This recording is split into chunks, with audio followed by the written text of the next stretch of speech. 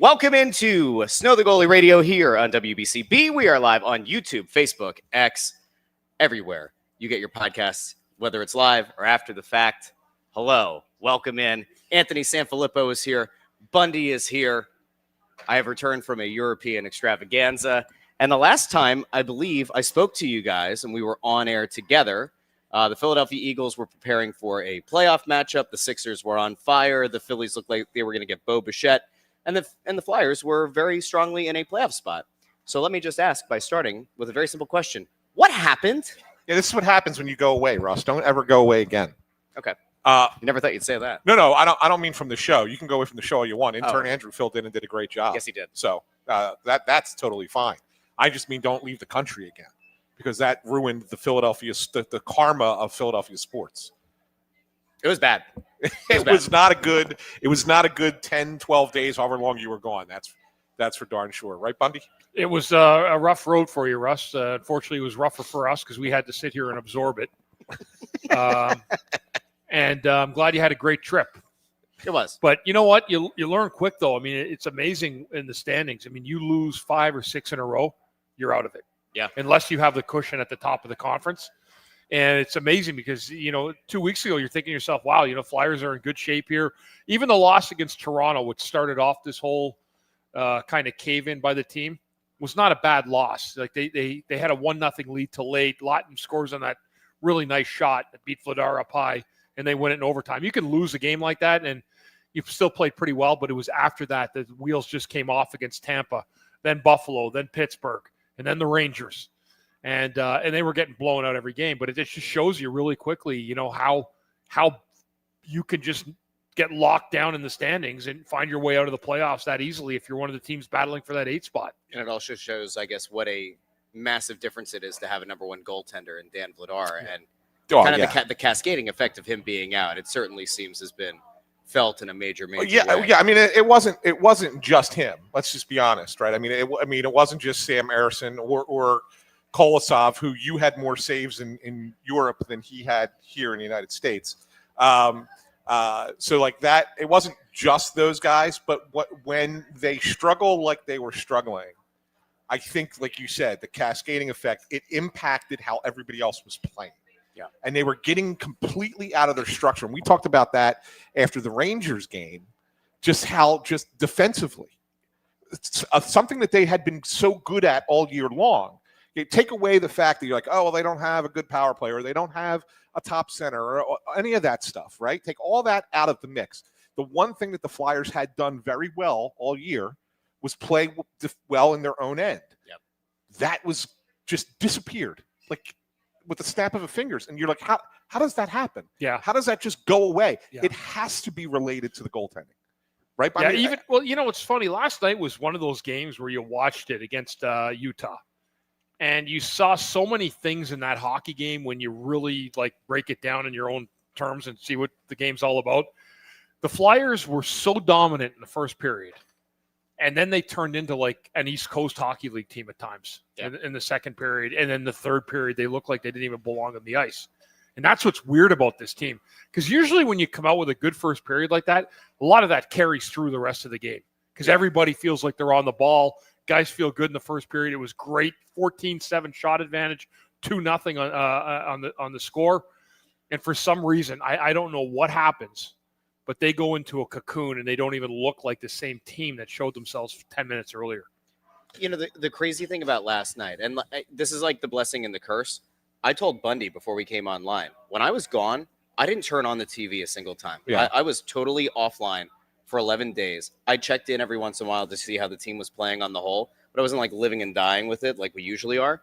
Last night's game was so concerning on so many levels. But Ant, I read what you wrote today.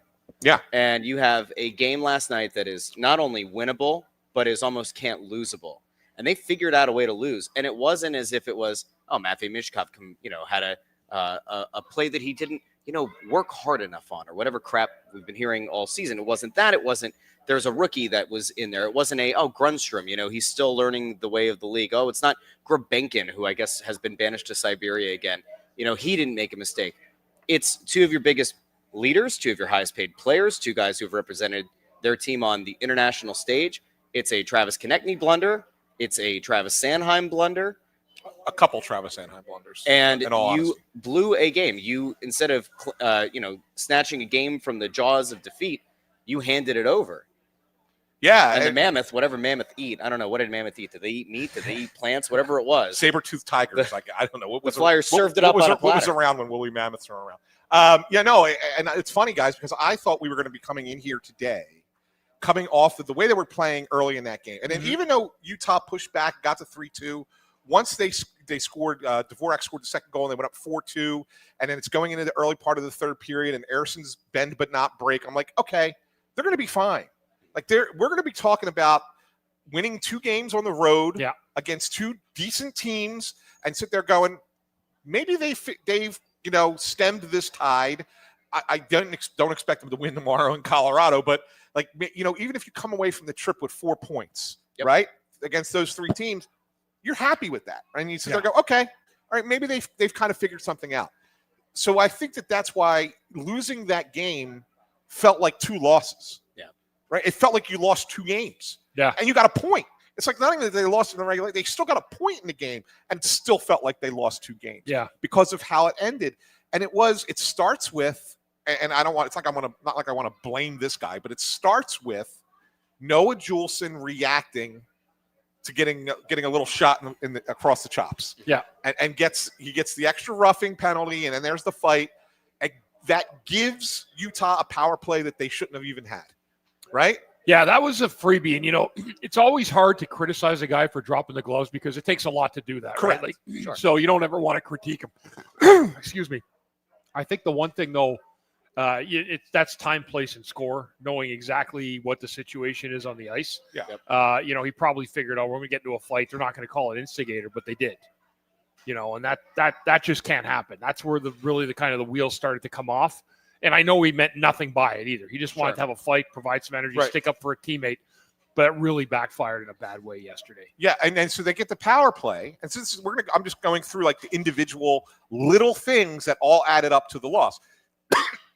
Excuse me. Gosh, what's happening to you guys tonight? I don't know. Something's in the air. Did you inhale the It was something that I inhaled. Pies? It was just the inhaling. That's all it was. So then the power play happens, and there's a shot that's coming through, and Sanheim doesn't try and get in front of it. Yeah.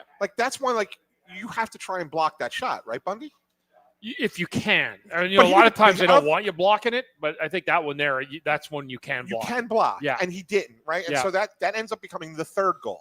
Now it's a 1-goal game with 7 minutes to go. So now you're under pressure. Correct. All of a sudden. All the momentum is going the home team's way. And you're starting to feel it a little bit, and then the Hathaway play happens. Where, to me, and you tell me what you think, Bundy, I think in this play, because of how much he has struggled to put up any kind of production this year, that rather than take the shot when he first gets the puck, somewhere in his head, and it's a half of a second thought, is let me take an extra stride or 2 so I can make sure that this goes into the net and I don't miss the net. And that's what hurts him, right? That's exactly. He overthought it, and he didn't keep his feet moving. Right. Which was the worst part. That's one of those blunders that'll never go away. That's there for life on video and tape. I still remember the Patrick Steffen. Yeah. His miss. But that was, there's nothing and I know, last night apparently he was still dressed in his hockey gear after the game. He's still sitting in his stall. And again, someone said, what does a coach say to something like that? There's nothing you can say. No, he knows he screwed up. He knows it, and everybody knows it. You just move on from it. Yeah, but that cost the game. That was the game. They go up by 2 goals in the empty net, and that's the end of the hockey game. So I got to tell you though, it's a sweet thing, and it's really a nice visual. He's still sitting in his stall with this guy. I don't care. He stinks. Just call it what it is. He stinks. He's had a terrible season, and if this is a meritocracy. Correct me if I'm wrong, but Tocchet, just like Tortorella before him, it would talk about how you earn your minutes, you earn this, you earn that. That is a blunder that was part of a 7 losses in 8 games streak. You have to know the moment. You have to have some kind of confidence. His confidence is shattered very clearly. But that is a play that if a Nikita Grabenkin makes, if a Carl Grundstrom makes, They're not in the lineup the next game. Now, so here's where I will tell you to pump the brakes on that. So the reason he's on the ice even in that moment is because he's a decent defensive forward, right? And so your job in a 4-3 game is to make sure the other team doesn't score the tying goal. How'd that work out? Well, he wasn't on the ice when they scored the tying goal. And he had the opportunity. He had the opportunity to ice the game. An empty yes. net. Okay, you can put the puck in the empty net. Yes, I get that, and it's a bad. But what I'm saying is, are you going to punish a guy whose job is to be a defensive player for not doing something offensive? And he's played much better since his scratching. He has played pretty well. Like he's gotten some energy. He's had a couple fights. He's got some big hits. I mean, unfortunately, he's going to be remembered for the missed empty net last night. Right. And so that in that vein, I don't think that you sit there and say it's a meritocracy. You punish the guy. It's a blunder and a half. I'm not trying to defend the blunder, but I don't think you suddenly put a guy and say you're sitting up in the rafters because you didn't do that. Because the job that you were supposed to do, that we're putting you out onto the ice for, was you did. You were doing that, right? So that's the reason why. It'd be different if he went out there and got caught flat-footed, a guy skates around him, and he gives up the tying goal scored because of, then I could sit there and say, Russ, you got a point, right? Why is he even on the ice if he can't do the job that he's being asked to do? So I think at that point you would have an argument. I would make once again the broader argument here, which has been my point this entire season. I don't need to see Garnet Hathaway. I don't. I think that once again this is a conflict between what is ultimately best for the long term of the Philadelphia Flyers and what's best for trying to get points right now. And when you're in the midst of this really poor stretch, I understand that veteran coaches like to go back to veteran players. I would make the argument that I'm not sure that Hathaway should have been in the lineup last night. Well, but my argument back. Who else are you going to put in? That's my argument back. Gurbankin. No, he was in last night. Gurbankin. He played last night. He didn't play the night before. He played. Grunstrom was out last night. Grunstrom was out last night. Okay. If you're going to take trips, make sure you do your information study. No, but I mean, seriously, and look, I'm with you. Why couldn't Gurbankin play in that moment, though? Because he's not as good defensively. Okay. That's really it. I mean, it's really what it comes down to, right? And I'm mostly with you. Like, I don't necessarily think that you need to have a Garnet Hathaway on your team. Yeah. All right. But when you look at what you have in your system, when it comes to responsible fourth line players, who, again, fourth lines are needed in the NHL, and they need to take shifts. They need to play 10, 12 minutes a night. Like, those guys have to be, when they go out on the ice, have to be responsible players. If you don't have someone in the American Hockey League that can be that role on a consistent basis, then you're better off going with the veteran guy. See what I'm saying? Like, because you're not putting someone there who you think we're developing that player to be a higher up the lineup guy. Yeah, but like, shouldn't you have a guy at the Phantoms right now that you could theoretically plug and play and have be a guy who can play, play fourth line minutes? Here's a perfect example. And be last somewhat night. Defensively responsible. Here's a perfect example last night. So Rodrigo Abels has that horrible injury which you missed. Terrible. No, I saw that. You probably saw the replay. That right? was terrible, that's sad. Right? It's sad. That's a really sad. That's a sad injury. Too bad, He's been a good dude. That's a shame. And so they call up Lane Peterson, right? Yeah. Who's got some experience in the NHL. It's not like this guy's first time ever coming up in the NHL. He's got some experience. And he makes a bad turnover that leads to the first goal of the game for Utah. So there's your answer. Like, you sit there and say, well, don't they have somebody in the Phantoms? Well, they called a guy up who they felt like would be the next man up to fill a fourth line role. Yeah. And he makes a bad turnover that leads to a goal earlier in the game. Nobody's talking about that because it's not the big moment, right? It's not the big moment of the game. Yeah. But it happened. Would you compare it to the Orion Kerkering moment? I compared Hathaway's thing to Kerkering in the sense that there were so many other reasons why the team lost. Yes, that's the thing everybody's going to remember. Mm-hmm. But to sit there and say the only reason they lost is because Garnet Hathaway didn't put it in the net is a little bit hyperbolic, because they still have, even after he misses, right, Bundy, they still have time to stop the Utah for another minute. You play defense for another minute, doesn't ever get to overtime. And that's where Travis Sanheim really doesn't do a good job along the wall there against Keller. I almost guarantee you, after I saw the Hathaway play, I had Kurt Signetti eyes. Like, immediately. Yeah. I'm staring, like, going, no. And inside, I've been around enough hockey to know that they were going to score after that. Yeah. I just knew it. I'm like, this is going to go back in our net. Yeah. And it did. But it wasn't a good play by Sanheim. Terrible. But you know what? What happens is he got one muffed to him by Konechny, right? Right. Yep. It wasn't a flat pass. The other thing you see that was missing right there, if that's a right defenseman, there's no problem.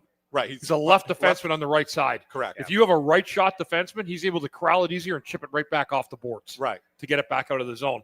But he wasn't able to corral it. Then he got flat-footed while trying to play it on his backhand. Yep. And that's how Keller got the burst of speed around Sanheim and made the play to the front of the net. Also need to see Urson more aggressive in that spot. I mean, he's got to come out and challenge that shooter a little bit more instead of giving him the look. And he's so deep in his net. As I told a lot of people today, I've been killing Sam Urson for 2 months. Like I feel like if I keep killing Sam Urson, it's dogpiling on the rabbit. Right. Right. It's like I'm beating that dead horse. We all know that he's not a good goalie, and you're right. That's a spot where you say a goalie can save his teammate by making a save there, and he did it. Of course, I'm with you. I'm with everybody on that. And then in overtime, look, it's not like it's one of those turnovers that Konechny makes that drives you crazy because he's like making a blind pass right to another guy. But here's my complaint about the play in overtime. We all know 3-on-3 overtime is all about puck possession. Yep. Right? It's all about possession. And the only time you should ever not be thinking puck possession is if you're making a play to score, to try and score a goal. Okay? That puck is on the wall. Yep. He cannot, under any circumstances, get pickpocketed, especially as easily as he was pickpocketed. Yeah. Right. That's the dilemma for me. It's like you've got to use your body, protect the puck, whatever, throw it back to your defenseman. Even if you take it out of the zone, that's okay. Hold on to the puck. You can't just let a guy come in and just steal. No, you got to protect that with your body. Yeah. Get your body in the way Yeah. so the guy can't strip the puck. But, I mean, he just took it from him, went down the ice, and that's how they resulted in the game-winning goal by Keller. So, yeah, I mean, there was a lot of things that went wrong. Right. So it was one thing after another. So it's easy to pick on the goalies, and I get it. But there were several mistakes, and every mistake that was made was by a veteran player. And therein lies the problem. Let me say that. So every mistake that was made in the pressure points of the game was a veteran player. Early in the game, like we said, you had Peterson's turnover. Emil Andre had that one turnover on the second goal. Yeah. Right. He's obviously not a veteran player. That leads to a goal too. So like there were mistakes made by non-veteran guys, but the ones that matter the most are the ones that are in those higher pressure situations, higher leverage situations, and those guys, that's where they came up small. And that's why Rick Tocchet was so mad after the game. When you see him talking about what happened, he doesn't want to talk about the Hathaway play. Like he knows it's a brutal mistake, but that's not the one that bothers him. The one that bothers him, the ones that bother him are plays that are being made by guys who are considered leaders on this team, who should know how to handle this in this situation and don't. And that's what bothers him. Bundy, did the Tippett play at the end of the game on the game-winning goal? You know, he makes it back up the ice, so it's not like he didn't recover it all. But like we always talk about the fact, oh my God, look how fast he is. He certainly wasn't going full speed to get down and help in the defensive zone. And then ultimately, he doesn't separate the player from the puck. He doesn't really become even an obstruction to prevent a pass from coming across on that game-winning goal. Is there any frustration from Tocchet seeing how that final play played out? It ended up being a 2-on-2, essentially, and the Flyers' defense muffed that up. Was that York and Sanheim on the ice? It was, yeah. So, yeah, and again, Tippett's the one who came back. It was Tippett with the guy. Tippett's the one who allowed the shot. It was Konechny, Tippett, and York. Yeah. I mean, Tippett did get back down the ice, so I'm not going to make it sound like he, was just loafing or whatever. But you got to try to discourage that pass if you can. But then York's got to play Keller better than that, because all he did was go from the far outside and cut right into the middle of the ice. Just made a simple pass. He turned and snapped it. There's got to be better stick on puck in that situation. And I think now is a good time to remind people where we're at. Oh, you want me to do this? Would you like me to do it? Yeah, go ahead. We're here at Chickies and Pete's. You do it. And let me tell you, there's no place I'd rather be on a Thursday night. Usually a Wednesday night, but tonight a Thursday night than Chickies and Pete's. Of course, we're here at the location in Northeast Philly, Roosevelt Boulevard. We've recently been Warrington last week. You guys had Oliver Bonk and Carson Bjarnason on the show. More than 17 locations in this greater Philadelphia area, including at the Philadelphia airport. Did you know that? Yes. There is. I sat at the one. We don't do a show at the Philadelphia Airport. I sat at the you know what? I sat at the one in Terminal B, I believe it was, and I was multiples. And I sat there and I was watching the Bills and Jaguars game. And I'll tell you what, it was a lot of fun. Great place to go out and watch a game. You want to go watch an Eagles game? Well, you have to wait till next year. You want to watch a Flyers game? Maybe a Sixers game? You want to watch anything else? You come on out to Chickies and Pete's. You can get in on the action with an appetizer. Maybe you want to get some mussels. Maybe you want to do the Bundy, get some cold shrimp. Perhaps you want to get a bowl of clam chowder. You want to order the best burger in the biz. What's the one that you got for a while? The barbecue burger? The barbecue burger, yep. I like to get the grilled chicken sandwich. Of course, you can't go wrong with the crab cake sandwich. Yep. And you have to get crab fries. Let's be honest. If you're coming out to Chickies and Pete's, you have to get crab fries. If you don't, I don't know if it counts. So basically, on our perch here, you can't see it because of how the setup is here in Northeast Philly. But intern Andrew's actually here today. Yes, he is. Stick taps. Stick taps for intern Andrew. He's sitting over there eating his crab fries while he's doing the work. So. And he has no microphone over there. No so microphone. We don't have to listen to him. We have to listen to him chew as he's I know. getting through those crab fries. He's happy. He doesn't get the crab fries up in press row. Oh, look there. Did he just add himself? Look at oh my God. That's press row all over again.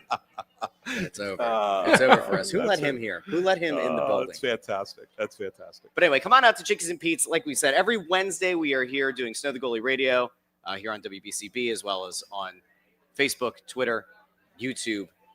Come on out, join us, and don't forget, make sure you try the Bundy. You could try the 12 shrimp, the clam chowder, and the pizza. Yeah, I get usually half that thin crust pizza. How much of it did you eat? I feel like you just ate a half. It was only half? There's still half on usually the a half. And then we'll finish the show, and he can go finish that pizza. No, bring it home with me or finish it off somewhere, yeah. So come out to any of the locations in your area, and of course, we have more shows going this season. So next week we're closest to you, Russ. We're in Malvern. In Malvern. Because the Phantoms are bringing somebody else down. Really? That was the deal. Yeah, they wanted to do 2 different episodes to promote some games that are upcoming on their schedule. Do we know who's coming? Not yet. A lot will be dictated by, if the Flyers need to make any moves. With the roster up and down. So we'll have a better idea as we get closer. Is that Wednesday night? That's Wednesday night. Yeah. Heck yeah, buddy. If you can't be there, you can't be there. I'm not going to be able to get out of that when the Flyers play early that night. So I have to do pregame radio. That's fine. Russ and I will handle my backyard. We'll be fine. We're gonna have fun. We'll do good. We're gonna have a good night. We'll do good out there in Malvern. Yeah, it'll be a good one. So looking forward to that one. And big thank you to Chickies and Pete's for having us out here as always. Yeah, as always. We'll announce Monday night at Press Row Show. Who's coming on the show on Wednesday? Love it. Yeah, love it. Yeah. All right. Now I don't like going back to back, but I almost wonder if we have to try with the sponsored moments because, usually around this point in the show, we pick a payroll service solutions player of the week. Good luck. Well, I mean, I don't think it's that hard this week. I originally had somebody prior to last night. Yeah. That I thought was going to be an easy win. And then last night happened and it's like, I can't go there. So I was going to pick Garnett Hathaway. No, it was going to. I would have gone Konechny. But let's get into let me do the lead into it. Once again, it's time for the Payroll Service Solutions Flyer of the Week, brought to you as always by Payroll Service Solutions. Call them today 1-866-PAY-EASY. That's 1-866-PAY-EASY. I thought Konechny would have been an easy play. He had been starting to put some points up, even though they were not winning games. He was still putting up some points. He had the 2 big breakaway goals in the win over Vegas. And I thought, and they were both, it was smart because he learned from the first one. He shot the other one, complete opposite side of the net, threw Aiden Hill off. It was really, really good game. Then he had an assist in the game last night. Or did they take that one away? No, I thought he had 2 assists last night. He had 1. I think the second one, the first one, they took away from him because I guess it hit off of Dvorak. So I think Dvorak ended up with a 3-point game, and Konechny only had 1. Anyway, point was, until he had that turnover in overtime, I cannot, in good conscience, give Travis Konechny the Player of the Week because of that mistake. I'd also argue that Konechny had something to do with the Sanheim blunder, where he couldn't. He had the puck at the blue line, right? All he has to do, poke it through, probably eats up 10 to 15 seconds. Instead, it goes the other way, and, well, everything falls apart. So I'm going to go with Christian Dvorak. 3-point game against Utah. Mhm. It's been a at least solid defensively. He does his job. So he's my guy for this week's player of the week. I mean, coming off the 2-goal game last night, I think it's the easy choice. I'm actually going to go with Konechny. He had a signature game against Vegas. He scored both goals unassisted. The Flyers won because of his efforts in that game, and he's picked up. I think he's got 24 points in his last 24 games played. Yeah. So I thought he had a pretty productive week last week when the team wasn't doing a whole lot. He also scored against the Rangers in the game before that. He's been putting up points, and I thought he actually played well. I'm going to erase last night from him.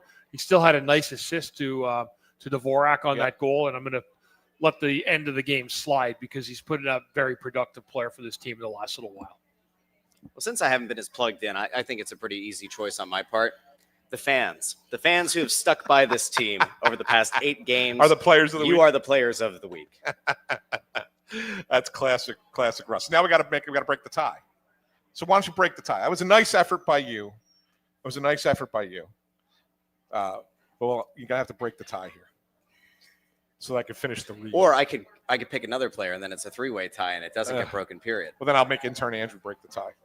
Just let the intern break the tie. Intern goes Konechny. He backs Konechny. The intern. I think it's fair. I mean, I only docked him because of the play last night, right?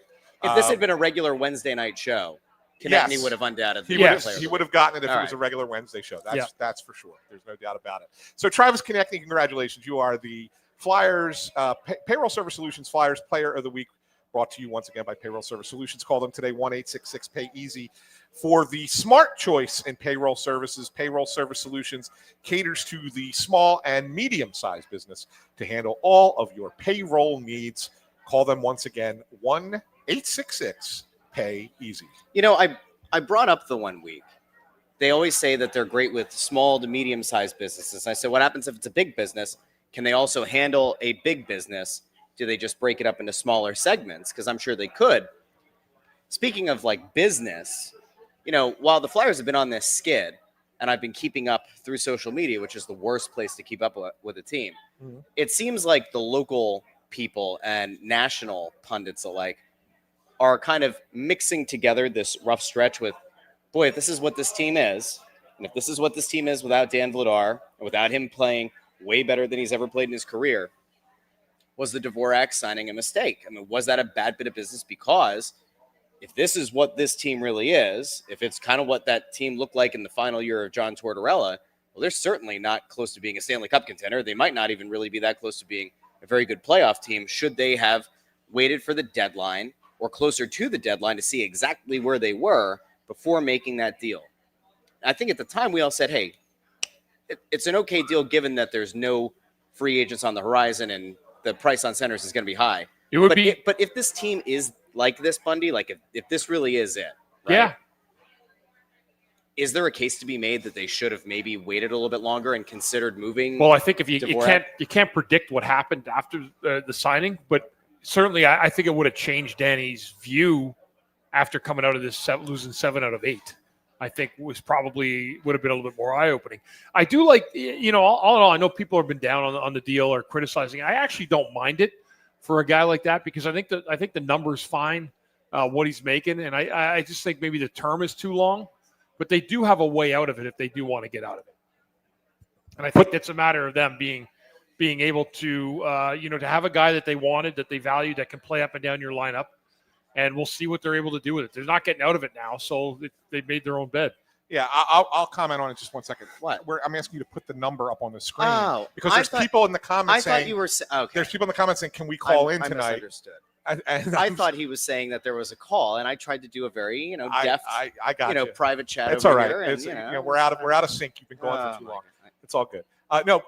Here's what I'll tell you, and I understand why you say maybe you should have waited.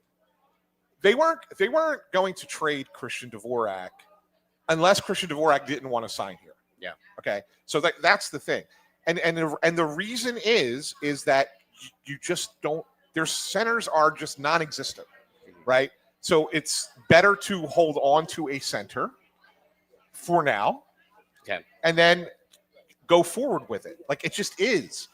You trade that away and you get a draft pick. And I get it. Like everybody's saying, well, you could have gotten a first-round draft pick for Christian Dvorak. And you maybe could have gotten one. I don't know if you would have, because he would have been an unrestricted free agent at the end of the year, whereas Lawton had an extra year left. And I think that's what created the ability to get a one. But let's just say, for the argument's sake, that the fans are right, that they would have gotten a first-round pick for Christian Dvorak. Now, all of a sudden, you're looking at a late first-round pick that is a player that, are you getting a center there? You don't know, whatever. That's not going to play for you for another 4 years. And you've now created yet another hole on your roster, right? You just have. You've created another hole on the roster because you don't have a set centers ready to come onto the roster in 2026-27. He's on your roster now for 26-27. And it's not like you're you're not blocking anybody from coming in. If in fact one of the guys like a Nesbitt or a Luchenko, impresses over the summer and they get better, and you think, okay, one of these guys could potentially be up at some point next season, and you say, well, there's no room for them. What you do at that point is you can move one of these guys to the wing, right? Both Cates and Dvorak can slide out to the wing. You know that they are willing to trade wingers for capital, right? We know that the Flyers are willing to trade wingers, so you could then do that. And second, and finally, the final point is, and we've already talked about this, so I don't want to drag it on. It's, even though it's a 5-year deal, it's really only a 3-year deal. It's really only a 3-year deal. They can move on from Christian Dvorak after 3 years in this deal. It's not a long-term, big money commitment. Yeah, as long as he doesn't fall off like Hathaway, sure. No, that contract could be moved. In 2 years, when you're looking at a $5 million contract for a player. I'm saying as long as he doesn't have a precipitous fall off. But you're talking about bottom 6 guys, maybe even fourth line guys making $5 million a year in a couple of years. Possible. Yeah, I mean it's what it is. It's the way the cap's working. So it's really only a 3-year deal. It's not like it's like if we're looking at Owen Tippett's contract, for example, or Sean Couturier's contract, for example, which are a little bit more prohibitive. Yeah. Right. Yeah. Those are a little bit more prohibitive. Although I don't think Tippett's is as bad as you do. It is more prohibitive than Dvorak's. I'll admit that. Like that's different. That's a different conversation. You're really not hurting yourself by holding on to Dvorak. I mean, and I know the fans will argue, well, if you got that first round pick, which is, again, I said was speculative because they would have gotten a first round Dvorak for a rental, for a third line rental center. I think that if he had still been on pace for a career high, and if there weren't many other centers made available, I don't know. Weirder, stupider things have happened in this league. Maybe, but even if you did, fans say, well, then you could take 2 of those trick picks and trade up. Depending on where your pick ends up, there's truth to that. Not necessarily. But it's not going to be like if you end up with pick 18 and then you get pick number 25, nobody's going to trade into that. Right. That won't get you to the top 10. How high are you going? Sure. Right? So that's the thing. But if you're at like pick 10, like say the bottom falls off a little bit, and there's a team at 8 or something like that, and the next you might be able to go up 2 spots. You might be able to and get the guy that you want. Yeah, maybe 2 spots. But I mean, even you're not getting into that top 5 is what I'm trying to say to you. So the only way to do that is, well, we don't need to talk about it. So anyway, that's the thing. That's the answer to that question there, Russell. Okay. Yeah, I don't think it's not the worst thing in the world. I know people made it out to be like it is, but you're getting a guy at a pretty decent number that can play up and down your lineup, and he's a center iceman. Yeah. And Anthony's right. There's just not a lot of centers out there. Yeah, you can find guys through a trade. I mean, I know Robert Thomas might be available in St. Louis. Can I tell you why the Flyers will not get Robert Thomas? Go ahead. I'll tell you why not. You know who they asked for? What they would ask for? Forster? Martone? Everybody was going to want Martone. But this is it. It's going to cost you Martone. It's going to cost you an NHL forward, and it's going to cost you Toronto's first-round draft pick. So it's going to cost you about half of what Quinn Hughes would have. Maybe more than half. Yeah. A little bit more than half. That's about half. So, the idea of, but anyway, that's still a lot. That's a lot. I mean, he's a good player, but he's not that. Not worth all that. No, he's not worth that. No. Right. No. So, no. I've been told that we have a call. Yes. Coming in, and I believe it is none other than friend of the program, Allison. Oh, checking in from Texas. Right. Allison, are you there? Can you Hi, guys. Hi, Allison. Hi. I'm just calling with the fan prediction score update. Oh, very Let's cool. Get into it. Very cool. Bring a little bit of brightness to this hellscape that we have created in the Flyers Who's doing world. best? And let me guess. Is your daughter at the top of the standings? She's tied for second. Wow. She's tied for second. Good for Mads. There's 160 people who have at one time or another sent in scores. There's about 6 people that have sent in scores for every single game so far. Wow, that's And commitment. in first place, it's Chris Freed with 32 points. Chris Freed's Chris over there. Freed! He's actually here, so I don't know. Is that rigged? We don't know. He's actually sitting here, Allison. Did you know this? Oh, good. Yeah. Good. Yeah, he's in first place with 32, and Brad from Twitter and my daughter Madeline are tied for second with 31. Wow. And Alex Town is in third with 30 points. Wow. Very good. Those are the top 3. Very good. Yeah. Russ has to update our standings. I sure do. I'm very far He's behind. a little bit behind. So I should hand that off to the intern at this point. I can't tell you where we're at. I think I have fallen significantly behind the pack now. So, you got to win last night. You pulled one out the last second last night, But cool. Thank you, Allison. Allison, you're the you best. guys try to stay warm this weekend? Yeah, it's going to be pretty cold and snowy. Yeah, I'll tell you, it's going to be an adventure. Yeah. It's going to be an adventure getting down to that arena on Monday night. It's supposed to snow Monday too. Into Monday. That Into game's Monday. not happening. Okay. Yeah. No, they'll play. Houston is They'll supposed play. to. As long as the Islanders get in. Houston's supposed to have a hard freeze, so everybody's freaking out down here. Yeah, I mean that could be the power grid going down again. Yeah. Yeah, it's supposed to get down to like 19 degrees on Wow. Sunday night. So Wow. yeah. But Well, stay safe out there, I'll Allison. let you Stay guys safe go, in the South. Get back to talking Flyers, and I'll talk to you guys soon. Thanks, All right, Allison. Take care. None other than Allison. Yeah. Does Yo Woman's work for us on the predictions? 160 people she's tracking. Good for her. Think about that for Yeah. a second. Like, that's craziness. That's really good. Appreciate her doing that. Hey, Bundy, a name that's been coming up. I feel like this guy's name has come up for 2-3 years in a row now as being a potential. Do you do a change of scenery swap? Is Shane Wright? Yeah. And I'm not sold on it, but given the fact that this team really doesn't have centers, is it worth a look in your mind if it doesn't cost that much? Like if it's a 1-for-1 swap, is there a hockey trade to be made for Shane Wright? Yeah, I would say so. I would say, yeah. I mean, if you can get a guy that you think needs a change of scenery for someone else, they want a top 6 forward in Seattle. Yeah. I mean, there's moves you can make. I mean, but it's going to cost you though. Again, if you want something, you got to pay for it. Yeah, that's the bottom line. Because everybody, it's not like one guy becomes available and the only team interested in him is the Flyers.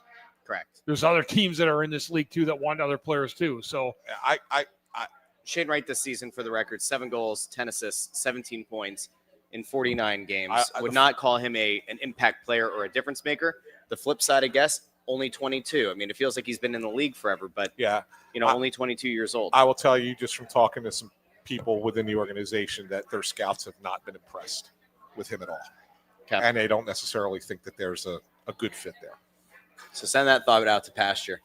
But if you get the right price and 2 guys are looking for a change of scenery, that would be the move you could make. Yeah, if that's what you wanted to do. Yeah, I mean, if you were doing one change of scenery for another change of scenery, sure, you could take a chance on that. Yeah. But yeah, they're not going to give up anything of any valuable capital. If the Flyers For had that known that this season was going to go the way that it was, and that center was going to be such a position of need, do you think that going back to last offseason, they would have given the idea of going after Marco Rossi a little bit more of a thought? It didn't feel like they really seriously considered it this offseason, but was that a missed opportunity? No, I don't think. I mean, I wouldn't say that they didn't consider it. I'm sure that I'm almost certain that Briere talked to Bill Guerin a lot. I mean, the Flyers in Minnesota talked about a lot of possibilities and just kind of never came to fruition, whether it was Minnesota valuing their players too highly or the Flyers valuing their players too highly. And those conversations go back and forth all the time. I just don't think that there ever got to anything where either side would have been comfortable. And so it just didn't come to pass. And look, they moved him for Quinn Hughes, right? I mean, so when you think about how Guerin handled it, like, I'm only moving this guy if it improves our team. Well, that improved their team. So that's why he moved him that way. Yeah. And that's kind of how he held on to Rossi in that regard. So, No, I don't think that they would have done anything different. I really don't. I look at the way Briere went into the last offseason. The only thing you could have potentially said is maybe do you say some of those, you drafted all those players in like the second round and third round, like whatever. Like maybe do you move some of those picks and get something else like in return? I don't know. That would be the only thing you sit there and go, maybe that's something they could have done. But I think that he would have gone into the offseason, the way he went into the offseason was the right one, considering where he was at and what was out there and what was available.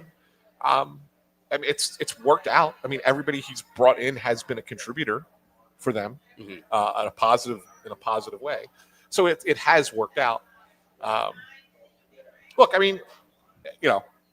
everybody's going to be caught up in the moments, right? Like when they're playing really well and you're sitting there and like, oh, well, maybe this team's better than I thought it was. And then they play poorly. It's like, see, they suck. And it's just, I would say take the time, look around the league, find 6-7 game stretches for every team that are similar. I did that for a reason, Russ. I knew you were going to do it. But you could find 6-7 game stretches where teams go 1-5-1, whatever it is. And every team this year has gone through it. The Colorado Avalanche, who we thought were immune to this, are going through it right now. They're in a rough patch right now. Right, they're going through it right now. And I've been touting saying this is the best team I've seen in several years, and they're going through it right now. Right, they lost to an Anaheim team who's been terrible lately. Right. Well, they've won 4 and 5 in a row now. I know, but they did. They still have. They've come around. Yeah, they played defense last night, which I couldn't believe because they play no defense. Right? Yeah. And they beat Colorado in Colorado, right? So like there's going to be ebbs and flows, especially in a season where the schedule is incredibly condensed as it is this year. Like it's just there's going to be stretches that are just tougher on the body and tougher on the mind.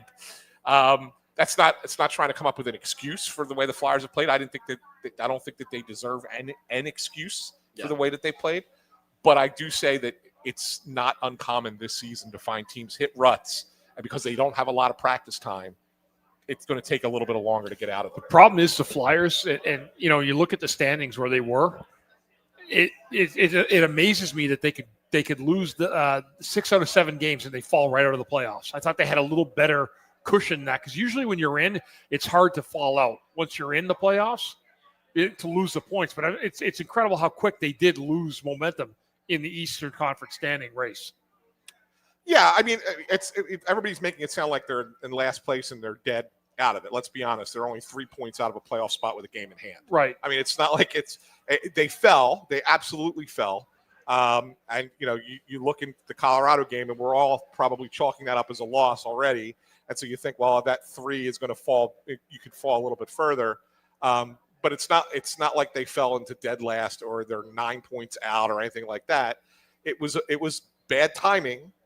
But it's not out of the question for them to rebound and get right back. Oh, not at all. Right, but it's hard. It's hard because everybody's going everything. Yeah. See, last night that extra point would have been great because everybody that the Flyers are vying against lost last night. Yeah. Washington lost. Yeah. Who was the other one? There was the other one that won was Pittsburgh, right? Pittsburgh won last night. That was the only one that won.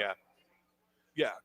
So like that Islanders game on Monday is a big one. That's a big game for the Flyers. The Islanders lost to Seattle last night. It's huge. Right. And Vancouver beat Washington. Yeah. So hey, it's certainly possible. It's certainly, a redeemable thing. You can't let it continue. You can't let it linger. You can't have another stretch like that the rest of the season, obviously. But it's certainly recoverable. The problem is that we're not saying the quiet part out loud, and this is why people are so frustrated, right? And you can make the argument that people are just impatient and all that lovely stuff. If you redacted the names of the players that we're talking about on the show tonight, took a transcript of the show, replaced the name of the coach, wiped out the names of the players, we're having the same conversation we had 7 years ago. Same one. The best players on the team don't seem to be the guys who could be the top players on the team. The team still is lacking a 1D, a 1C, and a future netminder. And but there's a very difference, consistent theme across multiple regimes. But there's a difference, though.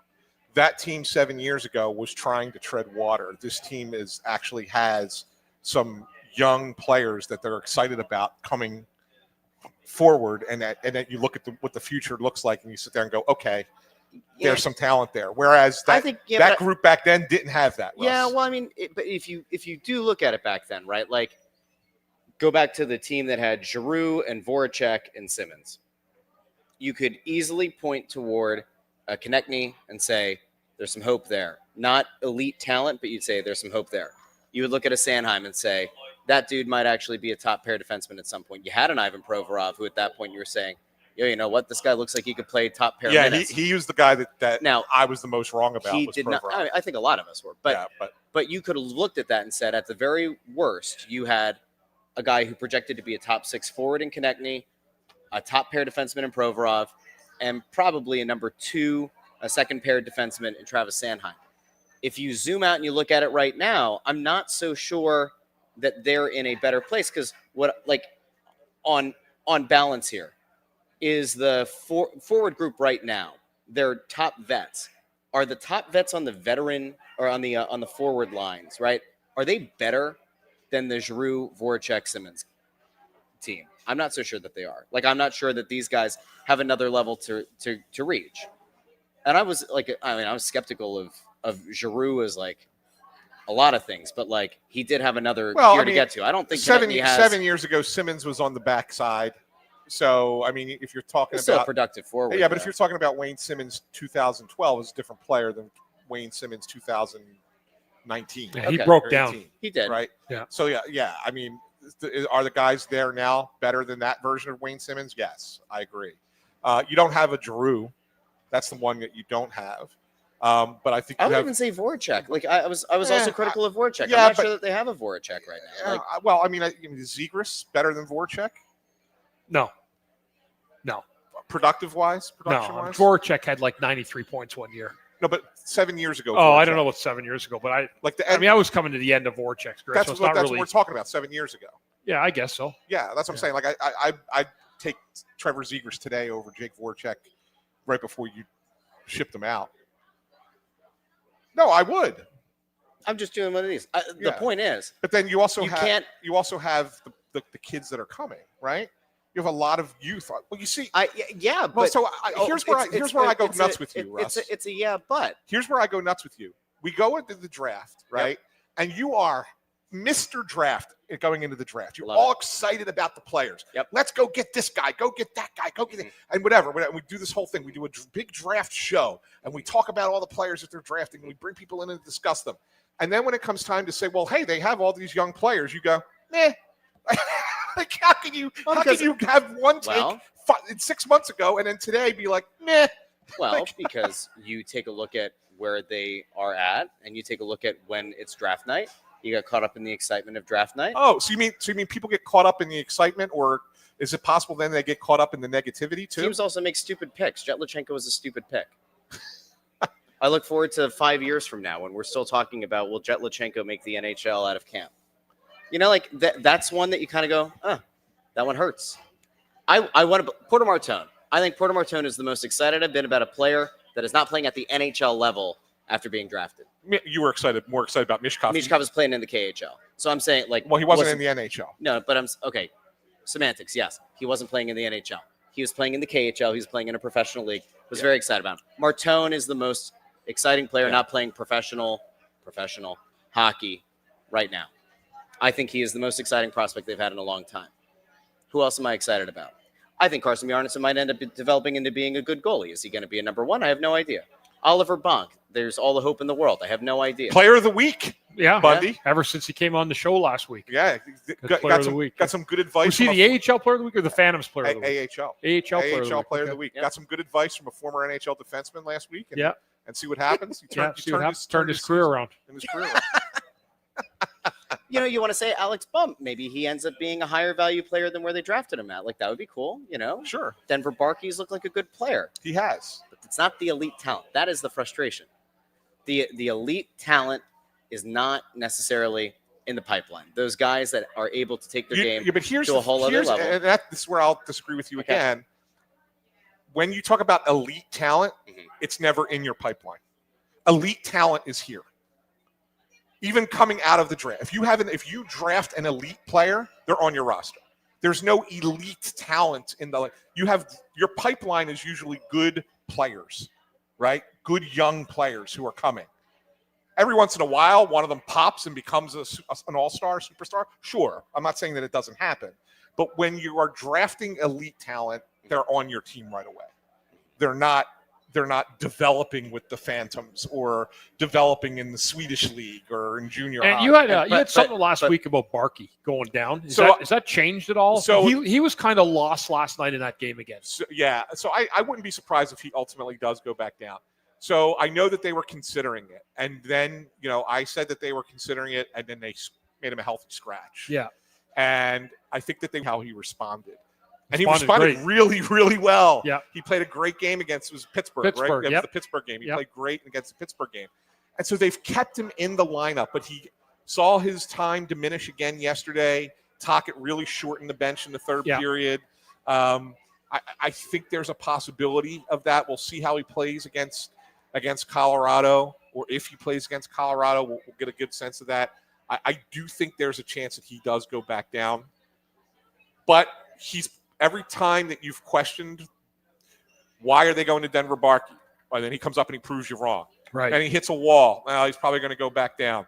You sit him out of game. He comes back in the lineup. He proves you wrong again. Yeah. So he's got that in him a little bit. Yeah. That he could, I'm going to show you. And that's great. That's a great trait to have. So we will see. But it might get to a point where if they don't feel comfortable playing him more than so many shifts, they'd rather him play in the AHL and playing big minutes. Right? Yeah, agreed. Yeah. Agreed. Be interesting to see tomorrow night if they make a change at defense for the game. Hunter McDonald's the option, right? Well, he's there right now. He's there, but I wonder if they insert him into the game tomorrow night. You inserting Hunter McDonald's NHL career, first game of his NHL career against that team? Why not? Why the hell not? It's possible. I mean, I guess it's possible. Who are you taking out then? Are you taking Andre out? Andre or Juleson? Yeah. Yeah.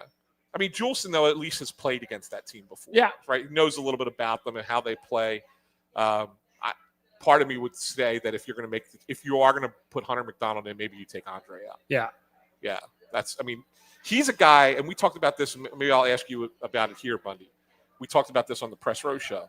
He's a guy that just seems to have, I'm not saying he's been terrible, but he's been underwhelming. Yeah, he has. He's gotten, when he came up here, remember how good he was playing? Yeah. And he earned his spot to stay up here. Yeah. And from that time, it's been a gradual decline. Slow. It's like a slow decline. Slow decline from where he was at the top to where he is now. He's not authoritative with the puck. His defending is not as good as it was.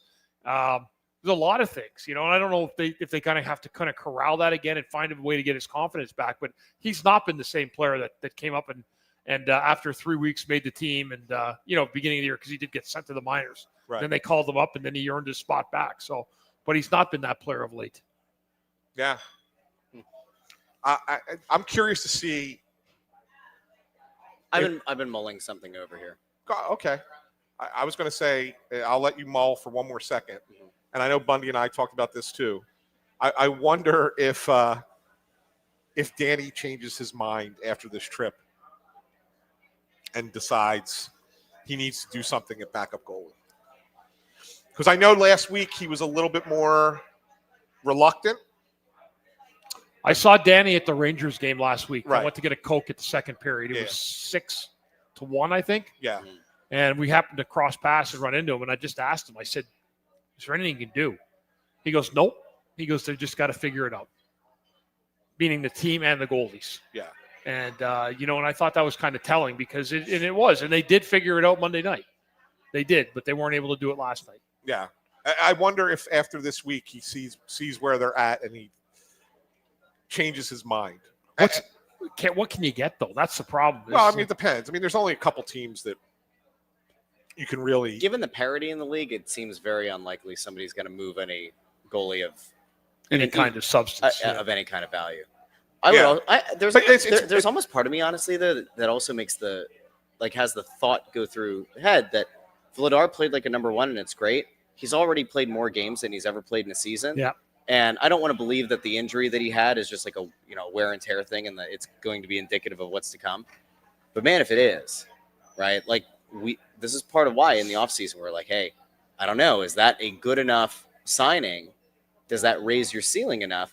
I almost wonder if this team is going to just kind of play the waiting game because they know that the best case is to probably try to get a number one or somebody who can fill in that spot as a number one. But nobody right now is going to trade you a number one goalie. Not a number one. No, I'm talking about, And I don't mean like a Talking top, about a I don't mean backup. like a top 10 or top 15 number one. I just mean like a passable starting goalie in the league. I just don't see it. I don't know why you would move assets to try to get somebody. I'm not saying you're going to move assets. Other than What do you think it would take to get a? It depends a if you're trading decent for backup? if you're trading for a decent AHL goalie to come in and kind of replace Sam Ersson, 5th round pick, 4th round pick. The Flyers will not touch Bjarnason this year. Yeah, he's not. He's gonna just, Danny told me that too. He says he's gonna. We want to let him keep playing down there. Let him build his confidence. He's not coming up under any circumstance. Yeah, unless it's an absolute emergency. It would take that injury like that they had a few years Yes, ago. Where yes, 100%. So the thing that I've been trying to mull over here is a little bit ago we were talking about elite talent a little bit ago, and you said that if you get elite talent, they're playing at this level, Yes. right? So I started thinking to myself, where does elite talent come from, and how easy is it to acquire elite talent? Because teams don't trade number one defensemen. It's not easy. They don't trade number one centers. We've been through this a million times. If only there were a place. It's not easy. All right, but Jack Eichel wasn't available until he was. Quinn Hughes wasn't available until he was. Players like that, you don't think that they're available until they are. Like they become. So when those players become available, you have to be able to pounce. You know why it's easy to think of those though? Because it's an anomaly. No, it's not an anomaly. It's not. A number one center and a number one defenseman do not get traded every year. It's not an They just anomaly. don't. It happens more than you think, Russ. Okay. It happens more than you think. You just have to be willing to part with the assets when the time comes. And the only reason they weren't willing to do it, we've been over this with Quinn Hughes, is because he could walk away. You did not have an extended contract. That is correct. That was the reason why. So, okay. Yeah. The path to a number one defenseman. Hope that there's a guy who doesn't like where he's at and is going to geographically want to move somewhere else. It's possible. Got Elias Pettersson is maybe out there on the market now too. Yeah, I'm sure. Yeah, that's another guy. I'm sure he would love to play for Rick Tocchet. Yeah, I'm sure, right. Boy, good thing that was a swell situation out in Vancouver with those two together. Yeah, we should talk about that next time. I know our time's up here in a minute, but I had heard something interesting that they were last year trying to get Pettersson. Yeah. Yeah. You know Last why? year. Because there was a time he was a 100-point player. No, but I'm saying I think when that whole thing was going down with whether they were going to trade Pettersson or JT Miller. Right. Who knew where, whatever. That the Flyers were actually pretty interested in Pettersson. Because he looked like a number one center who had previously had a 100-point season. But how's he looked since? I mean, he's been terrible. Early in the season, he's not a little bit He's not a little bit better. A little bit. Not great lately. Last night he had a great game checking. That's what I read today on Twitter. He was unbelievable defensively last night against Washington. It's good. It's good. It's good. But that's a variety of good that you don't want to get from a guy. He's good to have a good guy who's good defensively, but you want that 102 points back again. Yeah. So will he ever get there? We don't know. Who knows? I'm pretty sure it will not be in Philadelphia. But I am sure of one thing. We will be back on Monday with the Press Row Show. Yes. Yep. Down at the Xfinity Mobile Arena. And next week, we'll be at Chickie's and Pizza in Malvern, Pennsylvania. On Wednesday night. So Wednesday night with a Phantoms guest. Do us a favor. Let us know what you agreed with. What do you disagree with? You can drop it in the comments. You can, of course, tweet at us. Bundy's on Twitter at CTerrian6. Ant is on Twitter at AntSanPhilly. I'm on Twitter at JoyOnBroad. Thank you for listening. Maybe even watching. Snow the Goalie on YouTube, Facebook, and X. Get us wherever you get your podcasts. For all these guys, we'll be back. Talk to you very soon here on Snow the Goalie. Have a great night, everybody.